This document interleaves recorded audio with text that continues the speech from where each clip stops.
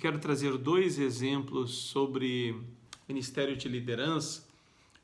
Primeiro, no Novo Testamento, o apóstolo Paulo escreve aos Tessalonicenses, a primeira carta aos Tessalonicenses 5, 12, 13, diz assim: Irmãos, pedimos que vocês tenham em grande apreço os que trabalham entre vocês, que os presidem no Senhor e os admoestam.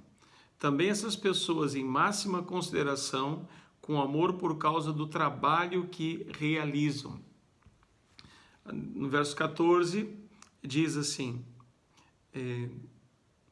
vivam em paz uns com os outros. Também exortamos vocês, irmãos, a que admoestem os que vivem de forma desordenada.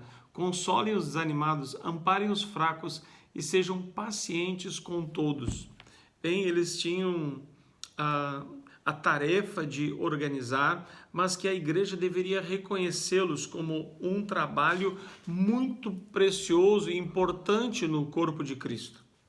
Eles tinham, então, que admoestar, nós já vimos antes também, ensinar a palavra de Deus e regular para que houvesse paz, né?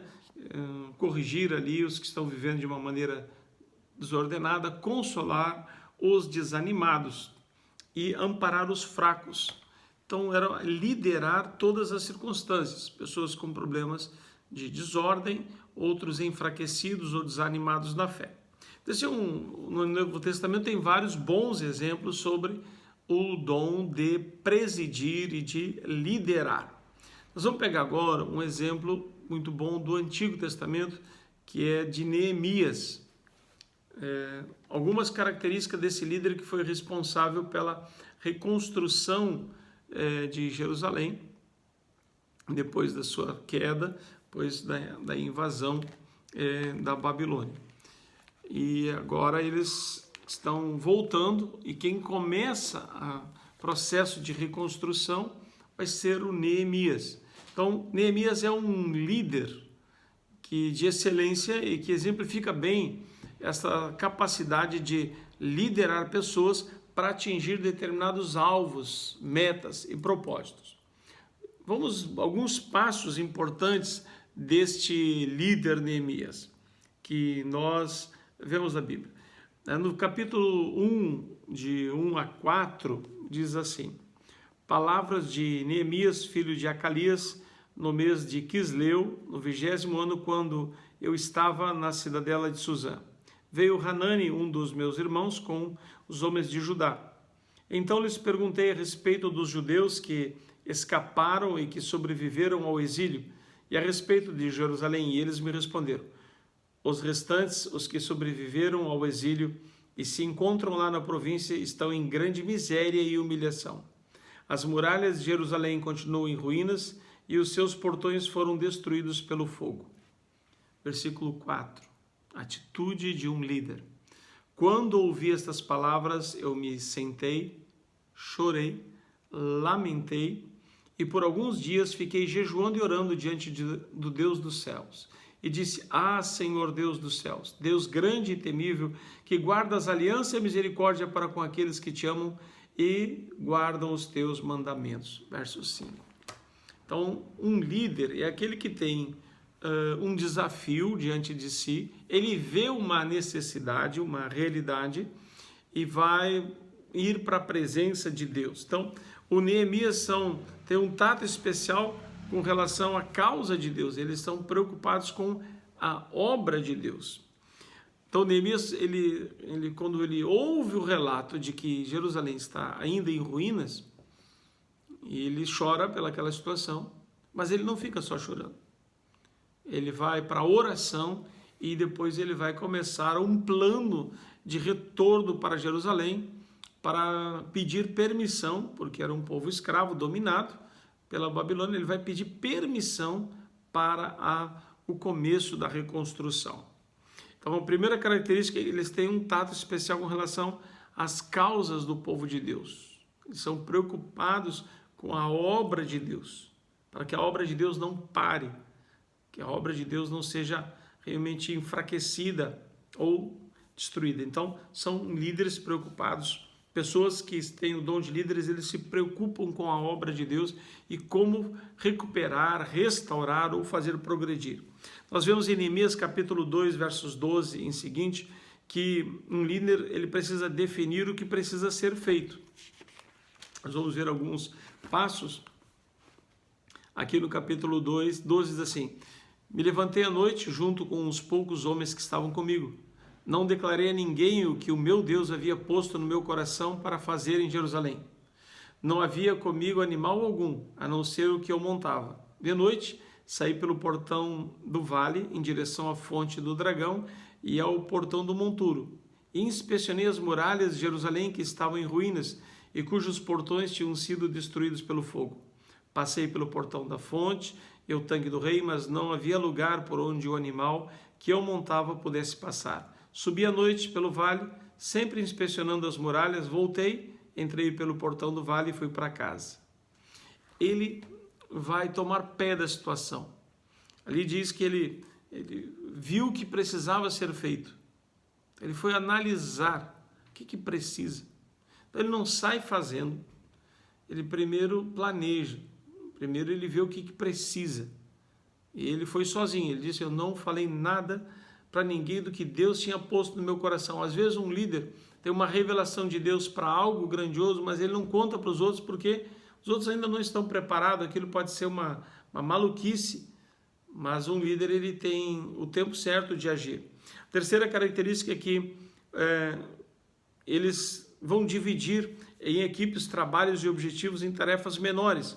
No capítulo 3, só vou ler o versículo 1, lá diz assim: então o sumo sacerdote Eliasibe se levantou com os seus irmãos, os sacerdotes, e reconstruíram o portão das ovelhas. Eles o consagraram, colocaram os portões no seu lugar e continuaram a reconstrução até a torre de Sem e a torre de Hanoel. Ou seja, aí diz ali, ao lado deles trabalharam os homens de Jericó e ao lado deles ele fez várias equipes de trabalho e determinou, eram 12 portões, então 12 portas grandes, cada um iria reconstruir uma porta. Então um líder, ele vai distribuir tarefas, sabe distribuir, ele não é um líder que centraliza tudo em si, mas ele vai delegar tarefas para que sejam bem feitas.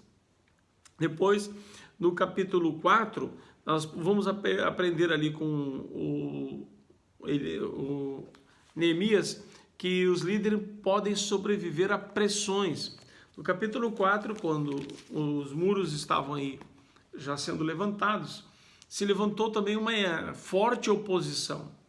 Lá diz assim, capítulo 4 de Neemias: quando Sambalate ouviu que nós estávamos reconstruindo a muralha, ficou irado, indignado e começou a zombar dos judeus. Na presença de seus irmãos do exército de Samaria, disse: o que é que esses judeus fracos estão fazendo?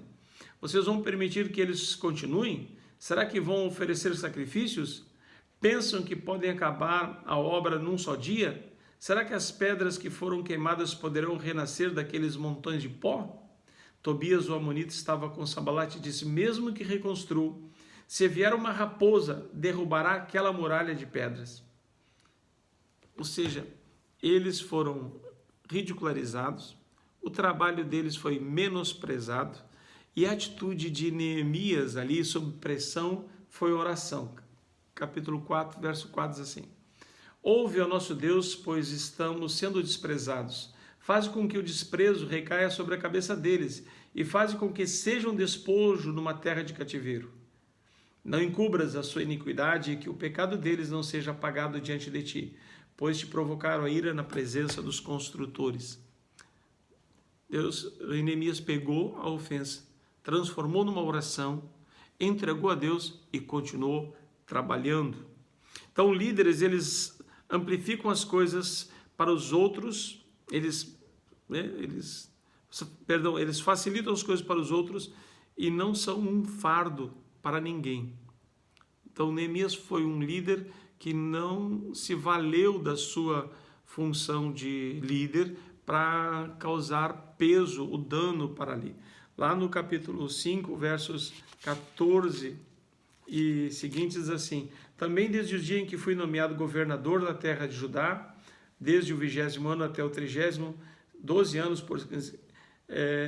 nem os meus companheiros comemos pão que me cabia como governador.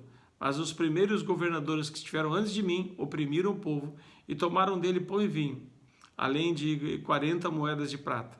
Até os seus servos dominavam sobre o povo. Eu, Neemias, porém não fiz assim por causa do temor a Deus. Então Neemias não explorou, não se valeu do seu cargo para explorar o povo. E por fim, os líderes sabem como delegar a autoridade necessária. No capítulo 7, verso 1 e 2, depois de reconstruída a muralha e colocados os portões no seu devido lugar, estabelecidos os porteiros, os cantores, os levitas, eu nomeei Hanani, meu irmão, e Ananias como comandante da fortaleza para que cuidassem da segurança de Jerusalém. Ananias era homem fiel e temente a Deus, mais do que muitos outros. Então, ele agora está organizando e distribuindo, delegando autoridade. Lá nós vimos antes que ele delegou tarefas, agora ele coloca outros em funções especiais, né? Na guarda da torre, na segurança de Jerusalém, ele vai começar a também deliberar autoridade sobre os seus. Então, um líder, ele não centraliza. Jesus, ele também fez isso conosco. Ele diz, eis aí que agora eu vos dou autoridade para vocês também fazerem a obra de Deus. Eu vos dei autoridade. Então, Neemias, ele libera autoridade sobre os seus para organizar a construção, depois a segurança e mais adiante a própria administração. Então, um dom de presidir, ele é importante. Ele é um dom sobrenatural concedido pelo Espírito Santo para que pessoas realizem a obra de Deus e alcancem alvos e propósitos que Deus colocou primeiramente no coração do líder, e o líder vai fazer com que as pessoas alcancem aquele propósito também. Deus te abençoe. Até a próxima aula.